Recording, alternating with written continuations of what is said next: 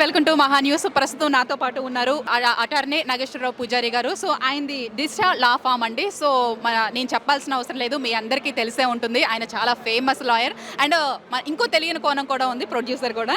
So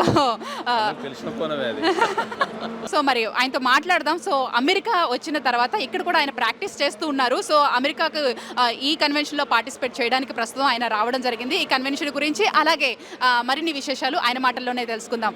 నమస్తే అండి. So దిశ లా form ద్వారా సో మీరు ఎన్నో సర్వీసెస్ అందిస్తున్నారు. ముందుగా దాని గురించి మాట్లాడే ముందు మాటా కన్వెన్షన్ గురించి మీ మాటల్లో చెప్పండి. చాలా సంతోషంగా ఉంది, ఎందుకంటే ఇక్కడ కొన్ని వేల మంది తెలుగు వాళ్ళని అమెరికాలో కలవటం అనేది, ఒక ప్లేస్లో కలవటం అనేది అయితే నాకు చాలా ఆనందంగా ఉంది. ఎందుకంటే ఫస్ట్ టైం నేను అటెండ్ కావడం, ఇటువంటి కన్వెన్షన్లకు అటెండ్ కావడం అనేది ఫస్ట్ టైము. ఇక్కడ దగ్గర దగ్గర ఒక 5,000 మంది తెలుగు వాళ్ళని కలవటం అనేది చాలా హ్యాపీగా ఉంది. ఇటువంటి మనకంటే ఒక దేశంలో ఇంతమందిని గ్యాదర్ చేసి ఒక ప్రోగ్రామ్ చేయడం అనేది అయితే చాలా ఆనందదగ్గ విషయం.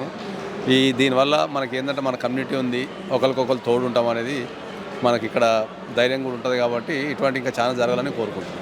సో ఒక్కో లాయర్కి ఒక్కో స్పెషాలిటీ ఉంటుందండి. అలాగే నాగేశ్వరరావు పూజారి కూడా ఒక దాంట్లో స్పెషలిస్టు, డివర్స్ దాంట్లో. సో దీనికి సంబంధించి ఆయన గిన్నిస్ బుక్ ఆఫ్ రికార్డ్స్లో కూడా ఎక్కబోతున్నారు. దాని గురించి మరిన్ని విశేషాలు ఆయన మాటల్లోనే తెలుసుకుందాం.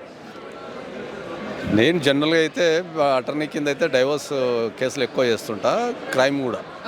సో ఇప్పుడు మనకు వచ్చేసి ఆఫీస్ ఇక్కడ కూడా ఉంది, మనకు డెలివరీలో ఆఫీస్ ఉంది. త్వరలో నెక్స్ట్ మంత్ వర్జినియాలో కూడా పెడుతున్నాం office. So any divorce issues ఎవరికి మనకు తెలుగు వాళ్ళకి ఎవరికైనా సరే యుఎస్లో కానీ ఇండియాలో కానీ ఏ డైవర్స్ ఇష్యూస్ ఉన్నా మనల్ని కాంటాక్ట్ చేస్తే మనం డెఫినెట్లీ మంచి సర్వీస్ ఇస్తాము.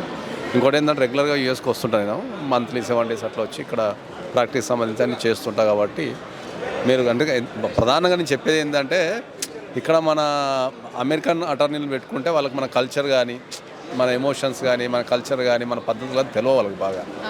తర్వాత 2 చోట్ల ప్రొసీడింగ్స్ నడుస్తుంటాయి.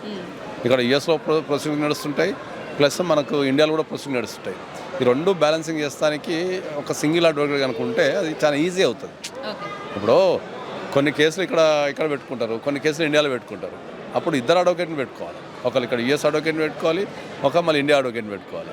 ఇక్కడ యుఎస్ అడ్వకేట్లకి ఏముంటుంది అంటే వాళ్ళకి మన కల్చర్, జనరల్గా మన తెలుగు వాళ్ళలో వచ్చే అతిపెద్ద ప్రాబ్లం ఏంటంటే మన బాడీ మాత్రం ఇక్కడ ఉంటుంది, మైండ్ ఎప్పుడు ఇండియాలో ఉంటుంది.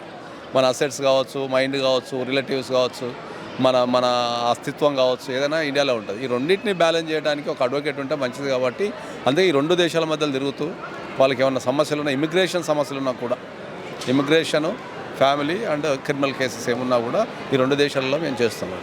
ఓకే అండి. సో మీరు ఒక ప్రొడ్యూసర్గా కూడా రాజు వెడ్స్ రాంబాయి మూవీకి ప్రొడ్యూసర్గా చేయడం జరిగింది. So how do you manage అండి both and is contrast? Lawyer అనేది డిఫరెంట్ ఫీల్డ్ అండ్ ప్రొడ్యూసర్ అనేది సినిమా ఇండస్ట్రీ అనేది డిఫరెంట్ ఫీల్డ్. ఎలా మేనేజ్ చేస్తున్నారు? అనుకోండి, సపోజ్ ఇప్పుడు మూవీకి సంబంధించిన పనులు చేస్తుంటాము, తర్వాత లాకి సంబంధించిన పనులు చేస్తుంటాము, మళ్ళీ లాకి సంబంధించి మళ్ళీ యూఎస్లో పని చేస్తుంటాము, అట్ ద సేమ్ టైం ఇండియాలో పని చేస్తుంటాము, తర్వాత సేవా కార్యక్రమాలు చేస్తుంటాము, ట్రావెలింగ్ చేస్తుంటాము.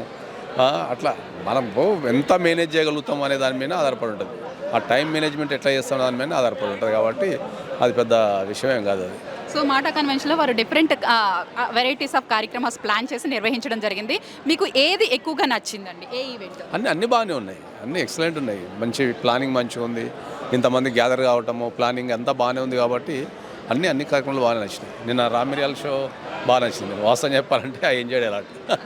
ఈవెన్ దో ఇండియాలో కలిసినా కూడా ఇక్కడ కూర్చొని ఏం చేయడం అనేది ఒక మంచి అనుభూతి అంతే. కాబట్టి అన్నీ బాగా చేశారు.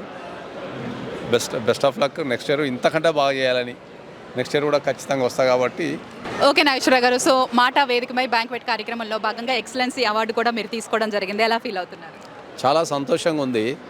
ఎందుకంటే మనకు అమెరికాలో తెలుగు వాళ్ళు గుర్తించి, మన ఇండియాలో ఉన్న మనం అమెరికాలో ఉన్న తెలుగు వాళ్ళు గుర్తించి మనకు అవార్డు, ఇంతమంది ముంగట ఒక అవార్డు ఇవ్వడం అనేది అయితే ఒక జీవితంలో ఒక మర్చిపోలేని అనుభూతి అది. ఎందుకంటే మనం పడ్డ శ్రమకి, మన కష్టానికి, మనం చేసే సర్వీస్కి ఒక గుర్తింపు వచ్చిందని అనుకుంటున్నా. ఎస్పెషల్లీ ఇంతమంది తెలుగు వాళ్ళ ముంగట ఒక అవార్డు తీసుకోవడం అనేది చాలా అరుదుగా జరుగుతుంటుంది. కాబట్టి ఐఎమ్ ఫీల్ వెరీ హ్యాపీ.